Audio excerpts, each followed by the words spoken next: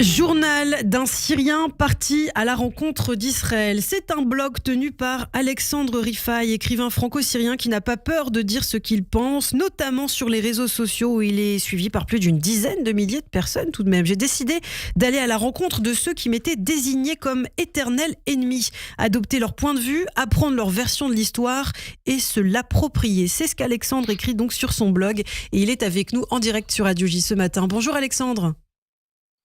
Bonjour, merci de me recevoir. Merci à vous d'avoir accepté notre invitation. Vous faites partie de ces voix de la diaspora syrienne qu'on a besoin d'entendre pour comprendre et surtout continuer à garder espoir d'une paix possible entre les peuples, entre Israël et la Syrie notamment. Alors justement, pour mieux vous connaître, vous avez vécu, Alexandre, il me semble, en Syrie. Qu'est-ce qui vous a guidé vers la découverte d'Israël et du peuple juif ? C'est tout un enchaînement, tout un cheminement long et compliqué, hein, c'est quelque part, c'est une décision que j'ai prise à un moment de ma vie, comme vous l'avez dit en entrée d'émission, c'est d'aller à la rencontre de cet ennemi qu'on m'a désigné. En fait, c'est un cheminement qui a commencé en Syrie avec, on va dire, beaucoup de péripéties, beaucoup de déclics, beaucoup de doutes, beaucoup d'incompréhension de ce conflit quand j'étais enfant en Syrie, adolescent. Je ne comprenais pas cette haine et je ne comprenais surtout pas cette union sacrée entre communistes, entre socialistes et syriens, c'est-à-dire c'est le régime d'Assad, hein, le régime bassiste, et les islamistes. Vous avez trois donc forces complètement antagonistes quelque part, qui avaient une seule haine, qui est la haine d'Israël et la haine du juif. Et moi, quand on m'amenait dans les manifestations, justement sur la même place qu'on voit maintenant aujourd'hui à la télé, la place de la télévision syrienne publique où il y a eu la reprise des rebelles, eh ben on scandait mort à Israël, mort à l'Amérique, etc. Et donc moi j'avais beaucoup de doutes, ça veut pas dire que j'étais déjà pro-israélien, non pas du tout. Mais je ne comprenais pas cette haine. Et puis, moi, je me rappelle, à 14 ans, je suis tombé par hasard sur une radio israélienne brouillée. Et c'était très tard dans la soirée. Parce que vous savez, à l'époque, les radios, c'était pas comme aujourd'hui. Hein. C'était pas un accès libre, voilà. Oui. Et j'étais très intrigué par cette langue, qui était la langue de mon ennemi, et je comprenais pas. Et j'avais peur de dire à mes proches que j'ai écouté la radio israélienne, parce que c'était quelque chose de très secret. J'ai continué à écouter, et ça m'intriguait, ça me fascinait en même temps, et ça me révoltait contre moi-même. Donc, et voilà. Et le déclic final, c'est vraiment qui m'a poussé à m'interroger davantage, c'est l'injustice, parce que à 18 ans, quand j'ai eu mon bac, j'ai découvert que mon camarade de classe, qui était à côté de moi, qui était beaucoup meilleur que moi à l'école, ne pouvait pas faire les mêmes études que moi, et il ne pouvait pas prétendre à la bourse pour venir en France comme moi parce qu'il était juif et il était caché. En fait, il ne disait pas qu'il était juif, personne ne savait qu'il était juif. Nous l'avons su à la sortie, au résultat de bac, et moi ça m'a révolté cette injustice. Et pour terminer, c'est pas pour autant que j'étais, voilà, allé le voir, comprendre. Non, je l'ai rejeté. J'ai fui, je voulais pas le contacter. J'avais peur que ma bourse soit compromise.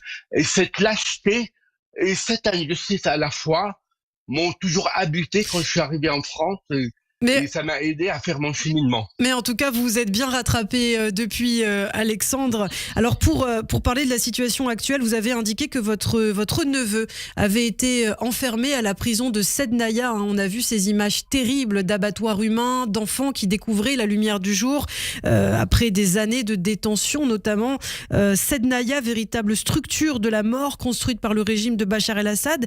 Que représente la chute du dictateur syrien pour vous ? Et d'ailleurs, est-ce que vous avez de la famille encore en Syrie aujourd'hui ? Alors, ça représente pour moi, comme beaucoup de Syriens, une libération, une joie, comment j'allais dire, incrédulité, c'est-à-dire on n'arrive pas encore à croire, vous savez, c'est quelque chose de vraiment d'inattendu.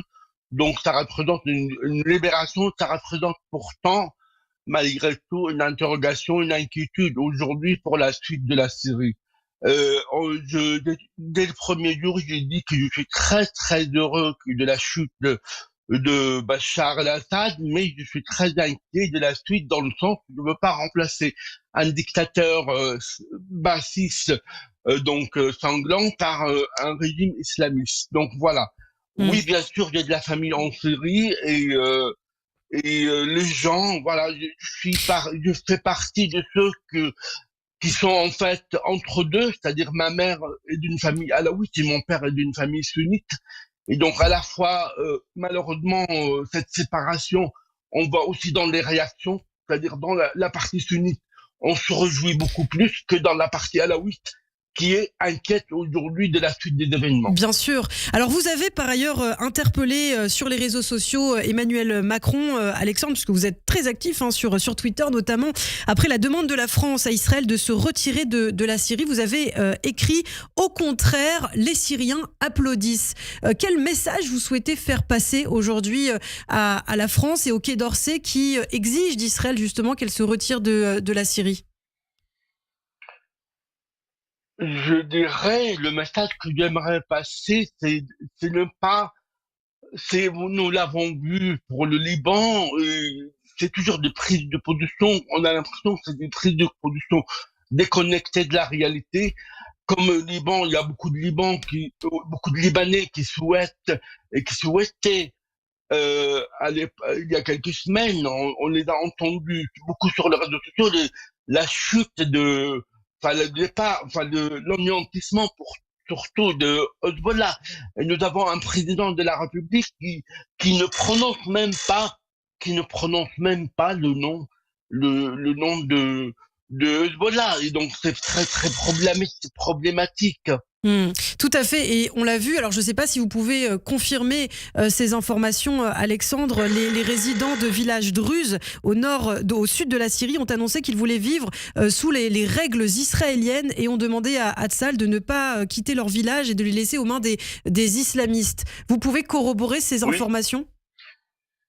oui, il y a des vidéos qui circulent là-dessus. Il y a même aussi des responsables druzes qui l'ont dit même il y a plusieurs jours. Ils l'ont dit, nous voulons pas des islamistes dans cette partie de la Syrie.